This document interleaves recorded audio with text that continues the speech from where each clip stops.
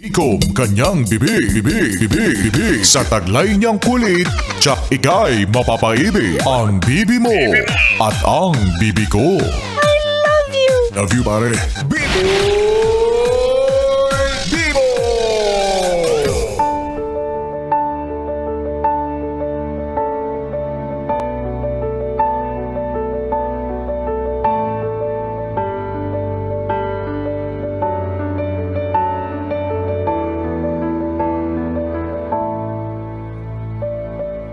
Gandang gabi! Ako'y nagbabalik, DJ B-Boy Bibo, para sa ating tuloy-tuloy na BB Time tungkol sa usaping pakiramdaman. Ikaw ba, yes friend, minsan mo nang naranasan ang malagay sa isang sitwasyon kung saan ay nakikiramdam ka lang. Yung taimtim kang naghihintay sa isang tao, tahimik mong dinadama kung magfa-first move ba siya. Ay, ganyan. Ganyan na ganyan ang pakiramdam ng pinagkakautangan mo. Nakikiramdam lang siya sa'yo kung kailan ka magbabayad. So, bekene men, diba? Galaw-galaw naman dyan. Kahit buhay ka pa, kahit hindi pa nagmumulto, pagalawin mo naman yung baso, diba? Oo, baka nakakalimutan mo may naghihintay sa'yo yung pinagkakautangan mo, 'di ba? Kasi nahihiya minsan no, na magsabi yung pinagkakautangan na, "Uy, Mars, bekene men, kamusta na yung utang mo? Mababayaran mo na ba ako?" Tapos bigla kang sasagutin ng, "Aba, teka lang naman, maghintay ka lang." Ay, sorry Pasensya, sige, patiently waiting, dito lang ako. Mas nahihiya pa talaga minsan yung pinagkakautangan no? Well anyways mga yes friend, pag-usapan naman natin yung tungkol sa inyo ng bebe mo. Yan!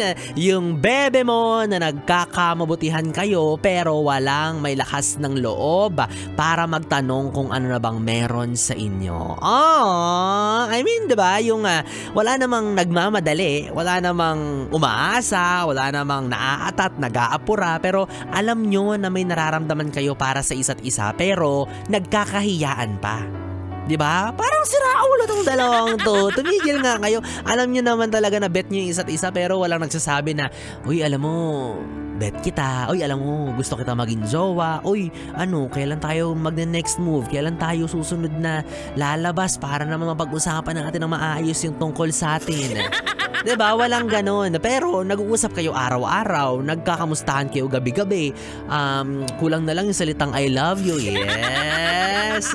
'Di ba? Kulang na lang talaga yung discussion kung saan yung susunod na kakahantungan ng kung anong meron kayo. 'Di ba? Kung ako yan, alam mo, isang hello mo pa lang, ay doon na agad yung isasagot ko sa iyo.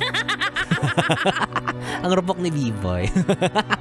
Pero 'di ba mga yes friend, kung iisipin natin wala namang masama, oo no? Walang masama sa ganong setup na meron kayo ngayon. Okay lang yan. Take everything easy. Smooth lang. Diba? Kalmado lang ang lahat. Chill. Walang nagmamadali. Kumbaga, hinahayaan nyo yung takbo ng tadhana kung saan kayo dadalhin. Diba? Okay lang yan. Walang masama. Baka isipin nyo, kaya pinag-uusapan natin to ngayong gabi kasi issue yan ng mga ganyang setup. Diba? Walang problema sa ganyan. Okay lang yan. Again, take everything smoothly, 'di ba? Parang bahala na, no? Kung saan tayo dalahin. Kung tayo, edi tayo talaga. Pero syempre, eto, yes friend, bibigyan pa rin kita ng limit and boundary na hindi naman pwedeng habang buhay kayong ganyan, like hello. 'Di ba? Yung pakiramdaman lang kayo. Ano yung magkasama na kayo sa bahay tapos magkatalikuran kayo, nagpapakiramdaman kayo kung sinong unang yayakap. Mahirap naman yung ganyan, 'di ba? So, at least magkaroon kayo ng goal na kung kailan kayo magsisettle dalawa or kailan nyo mapag-uusapan totally na i-level up na kung ano yung meron kayong dalawa, na maklarify na kung ano nga bang namamagitan sa inyo, di ba? May isa sa inyo ang kailangan talagang maglakas loob, no? At maging desidido para aminin at isettle kung anong meron sa inyong dalawa, kasi kung wala, ay nga. Habang buhay kayong nakatanga, 'di ba? Kasi kung ganyan pa rin kayo hanggang dulo, naglolokohan na lang kayo. Oo, 'di ba? Para kayong sumakay sa isang kotseng punong-puno ng gasolina pero hindi nyo naman alam kung saan pupunta. So sayang naman, 'di ba? So pakinabangan nyo na kung ano yung na-establish ninyong pagkakakilanlan sa isa't isa, 'di ba? Lumabas-labas kayo, pag-usapan ninyo yung tungkol sa sarili ninyo, magpakailanlan pa kayo sa isa't isa lalo, 'di ba? Pakilala mo na sa magulang mo. Ang bilis. Di pa nga nililigawan, wala pa nga sa ligawan stage, pinakalala agad sa magulang. O, diba? Kaya ikaw, yes friend, kung nagdadalawang isip ka pa, nahihiya ka pa, nag-aalinlangan ka pa, na umamin sa kanya ng totoo mong nadarama, sign mo na ito, diba? Para sabihin sa kanya ang totoo, or else, aagawin niya ni Biboy. Charot, sa'yo na yan. Ano ka ba? Ayoko dyan. At ito na nga mga yes friend, sasabihin ko na rin ang totoo at lalakasan ko na ang loob ko. Kaya naman lakasan mo nang muli ang volume ng radyo mo dahil baka ikaw na ang maswerteng nanalo para sa ating... Pera lang yan! Pera lang yan! Yes friend! Kung ikaw ay ipinanganak sa taong 1980 to 1990, nako, baka sa'yo na ang 500 piso. Kaya naman wag na nating patagalin pa dahil congratulations, may nanalo na. Hindi siya hayop, hindi siya bagay, tao to. Oo, tao to. Malamang. Congratulations! Robert J. Tauto! Gusto mo yung nauna pa yung palakpak tsaka yung drumroll hindi natatapos. Ano ba naman to?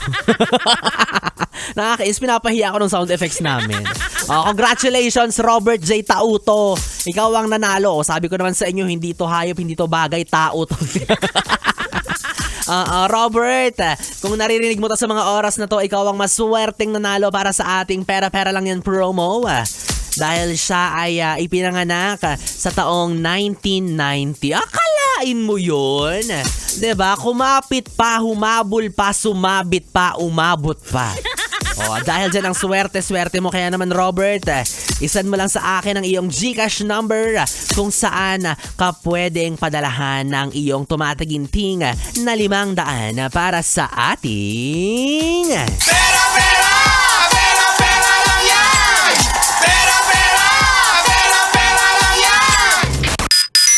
Well anyways mga yes friend, 3 oras na BB time na naman ang ating pinagsamahan. Nakapiling mo ang BB mo sa radyo. DJ Biboy Bibo, ang DJ na single, ready to mingle, basta walang label. Magkasama at magkarinigan tayong muli bukas sa parehong oras. Dito pa rin at dito ka lang sa istasyong No Problem.